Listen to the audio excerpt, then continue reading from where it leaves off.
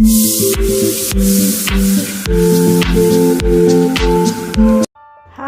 ಎಲ್ಲರಿಗೂ ನಮಸ್ಕಾರ, ಶುಭ ಮುಂಜಾನೆ. ಹಾಗೆ ಸ್ವತಂತ್ರ ದಿನಾಚರಣೆಯ ಶುಭಾಶಯಗಳು.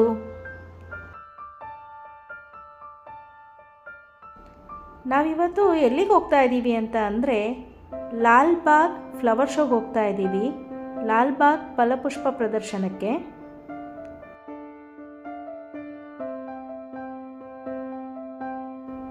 ಎಂಟ್ರೆನ್ಸ್ ಗೇಟಿಂದ ಒಳಗೋದ್ರೆ ನೀವು ಅಲ್ಲಿ ಟಿಕೆಟ್ ಕೌಂಟ್ರ್ ನೋಡ್ಬೋದು. ಅಲ್ಲಿ ಬೋರ್ಡ್ ಹಾಕಿದ್ದಾರೆ ಯಾರ್ಯಾರಿಗೆ ಎಷ್ಟೆಷ್ಟು ಟಿಕೆಟ್ಗೆ ದುಡ್ಡು ಅಂತ. ನಾವಿವತ್ತು ಬೆಳಗ್ಗೆನೆ ಬಂದಿದ್ದೀವಿ. 15th ಆಗಸ್ಟು ಸ್ವತಂತ್ರ ದಿನಾಚರಣೆಯ ದಿನನೇ. ತುಂಬ ಕ್ರೌಡ್ ಆಗುತ್ತೆ ಅಂತ ಬೆಳಗ್ಗೆ ಬೇಗ ಬಂದ್ವಿ. ಸುತ್ತಮುತ್ತ ದೊಡ್ಡ ದೊಡ್ಡ ಮರಗಳು ನೋಡ್ಬೋದು.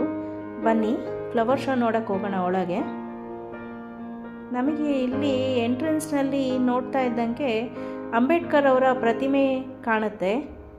ಹಾಗೆ ಇದು ಅವರ ಜೀವನ ಮತ್ತು ಅವರ ಸಾಧನೆಗಳ ಫಲಪುಷ್ಪ ಪ್ರದರ್ಶನವಾಗಿದೆ.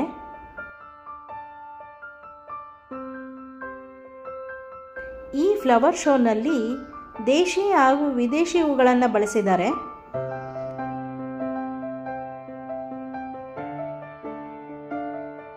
ಎಲ್ಲಿ ನೋಡಿದರೂ ಬಣ್ಣ ಬಣ್ಣ ಹೂಗಳನ್ನು ನೋಡ್ಬೋದು.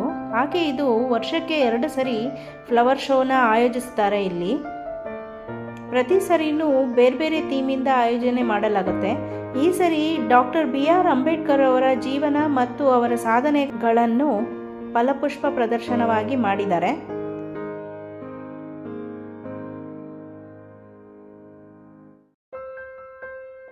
ಲಾಲ್ಬಾಗ್ 240 ಎಕರೆ ವಿಸ್ತೀರ್ಣ ಹೊಂದಿದೆ. ಹಾಗೆ 200 ವರ್ಷಗಳಷ್ಟು ಹಳೆಯದಾದ ಮರಗಳು ಕೂಡ ಇದೆ ಇಲ್ಲಿ. ಹಾಗೆ 1000ಕ್ಕೂ ಹೆಚ್ಚು ಜಾತಿಯ ಸಸ್ಯಗಳನ್ನು ನಾವಿಲ್ಲಿ ಕಾಣಬಹುದು.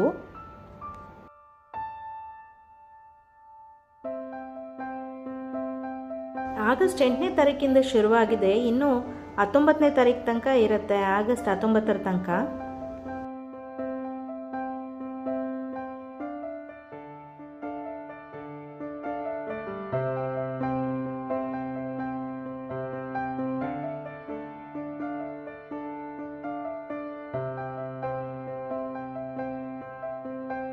ಪ್ರತಿ ವರ್ಷಕ್ಕೆ 2 ಸರಿಯಾಗಿ ಬೇರೆ ಬೇರೆ ಥೀಮಿಂದ ಫಲಪುಷ್ಪ ಪ್ರದರ್ಶನವನ್ನು ಮಾಡ್ತಾರೆ.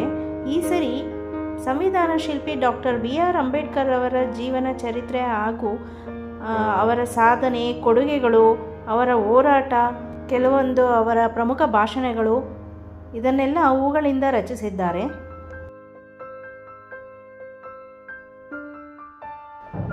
ಎಷ್ಟು ಬಣ್ಣ ಬಣ್ಣದ ಹೂಗಳನ್ನು ಇಲ್ಲಿ ನೋಡ್ಬೋದು. ತುಂಬ ಚೆನ್ನಾಗಿತ್ತು ನೋಡೋದಕ್ಕೆ.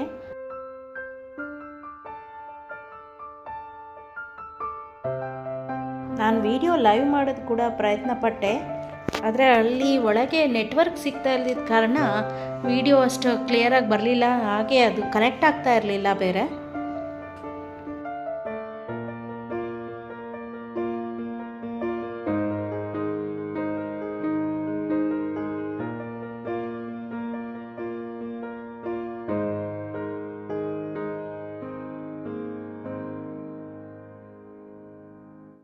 ನೋಡಿ, ಇಲ್ಲಿ ಮರದಲ್ಲಿ ಅವರ ಸಾಧನೆಗಳು, ಹೋರಾಟ, ಅವರು ಏನೇನಕ್ಕೆ ಹೋರಾಟ ಮಾಡಿದರು ಅಂತ ಎಲ್ಲ ಹಾಕಿದ್ದಾರೆ.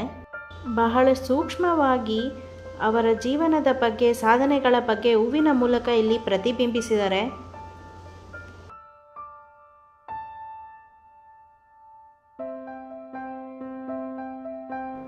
ಮಕ್ಕಳಿಗೆ ತುಂಬ ಇಷ್ಟ ಆಗುತ್ತೆ. ಬಗೆ ಬಗೆಯ ಹೂಗಳನ್ನು ನೋಡಿ, ಎಷ್ಟು ಬಣ್ಣಗಳದ್ದು ಹೂಗಳೆಲ್ಲ ಸಿಗುತ್ತೆ ಅಲ್ಲಿ ನೋಡೋದಕ್ಕೆ. ಹಾಗೆ ಇಲ್ಲಿ ಹೊರಗಡೆ ತುಂಬ ಅಂಗಡಿಗಳನ್ನು ಹಾಕಿದ್ದಾರೆ. ಹಲವು ಬಗೆಯ ಅಂಗಡಿಗಳಿದ್ವು ಇಲ್ಲಿ. ಗಿಡಗಳು, ಹಾಗೆ ತರಕಾರಿ ಗಿಡದ ಬೀಜಗಳು ಎಲ್ಲ ಸಿಗತ್ತೆ. ಆಪ್ಕಾಮ್ಸಲ್ಲಿ ಬೀಜಗಳು ತುಂಬ ಚೆನ್ನಾಗಿತ್ತು. ನಾನು ಕೂಡ ತೊಗೊಂಡು ಬಂದೆ. ಒಂದಿಷ್ಟು ಗಿಡಗಳು ಮತ್ತು ತರಕಾರಿ ಬೀಜಗಳನ್ನೆಲ್ಲ ತೊಗೊಂಡು ಬಂದಿದ್ದೀನಿ. ಇನ್ನು 19ನೇ ತಾರೀಕು ತನಕ ಟೈಮ್ ಇದೆ. ಒಂದ್ಸಲ ಹೋಗಿ ನೋಡ್ಕೊಂಡು ಬನ್ನಿ. ತುಂಬ ಚೆನ್ನಾಗಿದೆ. ನಾನಿಲ್ಲಿ ಈ ವ್ಲಾಗ್ನ ಮುಗಿಸ್ತಾ ಇದ್ದೀನಿ. ಲೈಕ್, ಶೇರ್, ಸಬ್ಸ್ಕ್ರೈಬ್ ಮಾಡಿ, ಹಾಗೆ ಕಮೆಂಟ್ ಮಾಡಿ ಮರಿಬೇಡಿ. ಧನ್ಯವಾದಗಳು.